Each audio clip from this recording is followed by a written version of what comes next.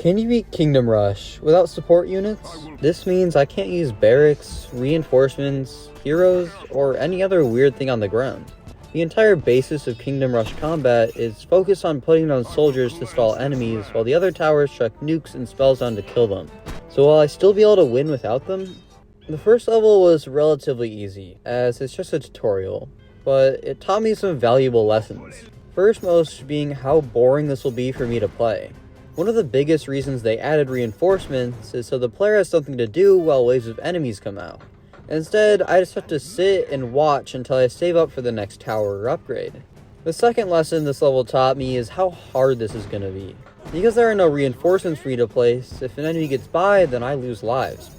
If I happen to have enough money, I can place a panic tower, but usually I don't have enough, and I just have to watch sadly as an enemy with 1 HP takes a life.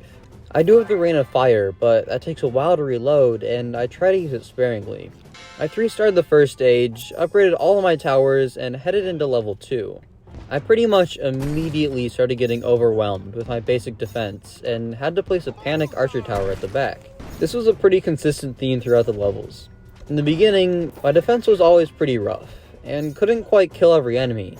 So on a lot of stages, I lose several lives in the first couple of rounds, or have to waste money on backup towers. Level 2 also introduces wolves, which are my worst nightmare.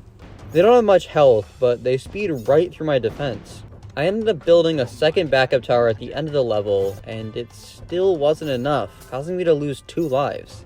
I lost another life to a wolf in round 7, which lost me to 3-star, but I was able to take out this massive group of enemies pretty efficiently with a Rain of Fire. Now that we're 2 levels in, I need to address something. It's not that you should subscribe, although you totally should, as I upload every Monday. I need to talk about the gem shop. I didn't mention this in the rules, but I decided to ban the items, as they're way too overpowered, and would make this very hard challenge trivial. In the 3rd level, the first wave I had trouble with was the 3rd one, and I want you to give your best guess as to why. Throughout every level, wolves are such a pain and an issue. Even when there are only a few sprinkled in the mix, some of them still manage to sneak by and take a heart or 2. Level 4 is where I really started to struggle though, and it's where I got my first defeat. I started off with a bomb tower and mage, and it was not enough. There was a constant stream of enemies I would slip through.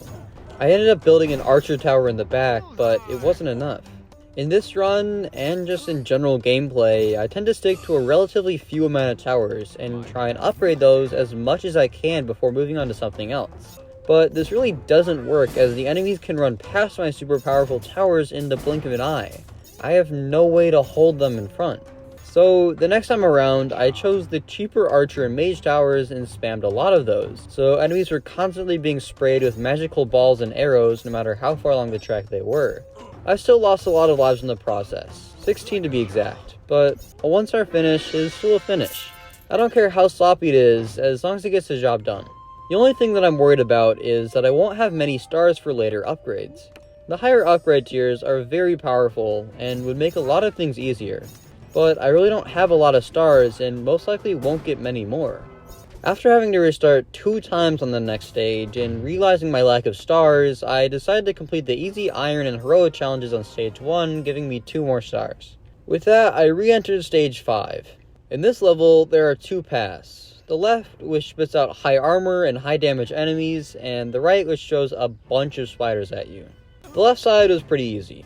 I just built a couple of mage towers which go to town on these types of enemies. It was the right that was a problem, mostly because of the matriarchs. These are the mother spiders, and as they go along, they lay eggs which spawn 3 small and incredibly fast spiders. This means if you let one leak, it could actually mean losing 4 to 7 lives instead of just 1. Except for the fact that they don't even take just 1, they take 2 lives. They are a big problem, and this time I put a lot more time and money into killing them. Usually a bomb tower is a pretty good answer. If you can hold them in one spot, then the bomb tower does lots of damage to the matriarch while also killing all of the baby spiders with ease. But since we can't hold them anywhere, the bomb tower often misses and just really isn't a great option. Instead, I used Rangers, the tier 4 archer tower that we unlock in this level.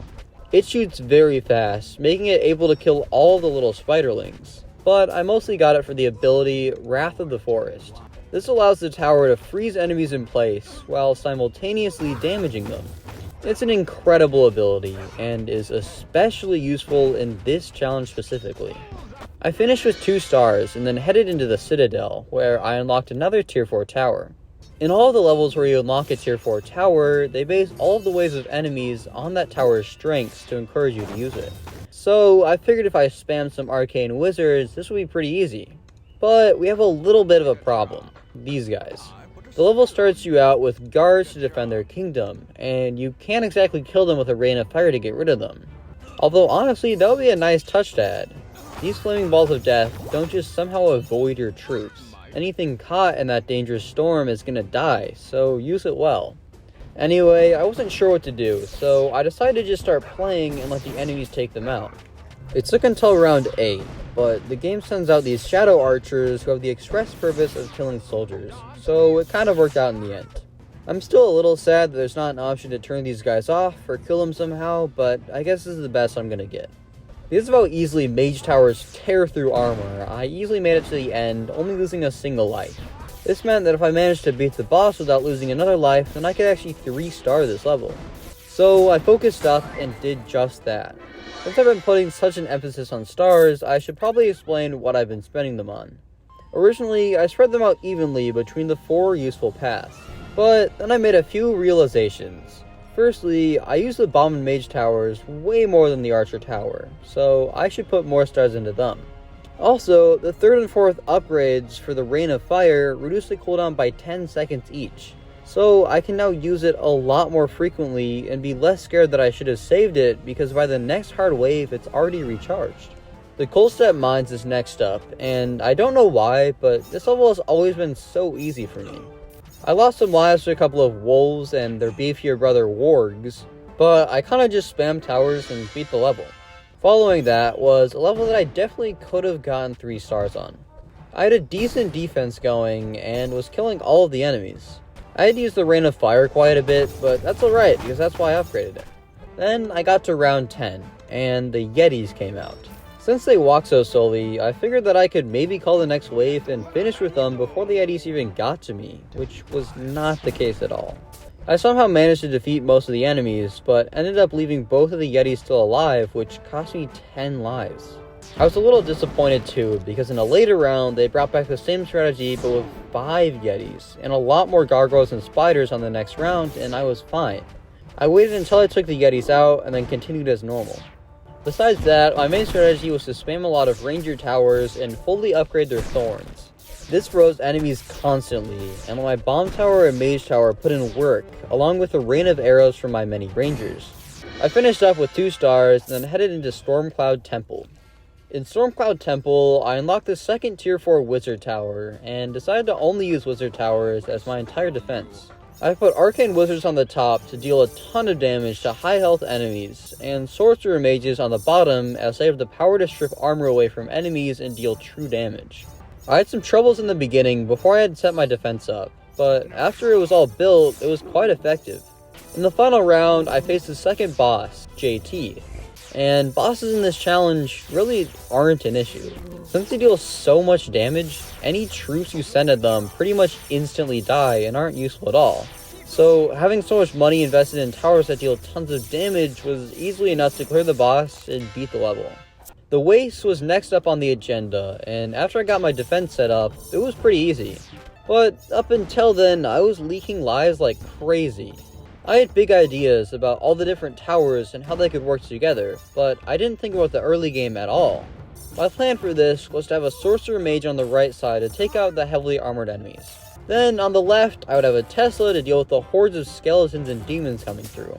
I built 2 rangers to freeze them in place and give more time for the enemies to be electrocuted, and an arcane wizard to finish off any stragglers from both the right and left sides. I ended up losing 13 lives in total before winning though. Up until now, one of the hardest levels I had to face was level 4. The level design just really does not complement this challenge well. And now with Forsaken Valley, I have the exact same level design, only worsened a lot and with much harder enemies and way too many rounds. In general, the left side featured demons with no armor but a lot of health, and the right side featured dark knights with high armor and still lots of health. Because of this, I decided to spam archers on the left, as they deal a lot of damage to unarmored enemies, and sorcerers on the right, as they can deal with armored enemies like no other. The hardest part by far was most definitely the beginning of the level. After I built up all the towers, it was pretty easy to maintain, but in the beginning, when I only had 1 or 2 towers, there were constant slips. The only thing that kept me alive was the Rain of Fire that I upgraded before. I still ended up losing 11 lives to various enemies, but my strategy worked, and now I can face the final level, the Dark Tower. Thankfully though, the track is quite long, and since there are so many high-level enemies, you get so much money that if you can survive the beginning, you're basically set. The only real trouble I had was these demonic symbols on the floor. Enemies can spawn out of them, and because one of them is right by the exit, it could be a little bit of a problem. Beznan also has this fun gimmick that he can put your towers in laser cages, so I had some very close calls where I spammed the wrong tower and I didn't have a defense ready for when enemies started to spawn and head right to the exit. I ended up building a mage to help out, but it got sketchy sometimes. Besides that, the boss took a little longer to kill than I would have liked, but I managed to take him down, get named the Defender of Linria, and beat the game. If you enjoyed watching, then you should watch one of my other Kingdom Rush challenges, as they were very fun, and I took a lot of time to create them. Thanks for watching, and have a great day.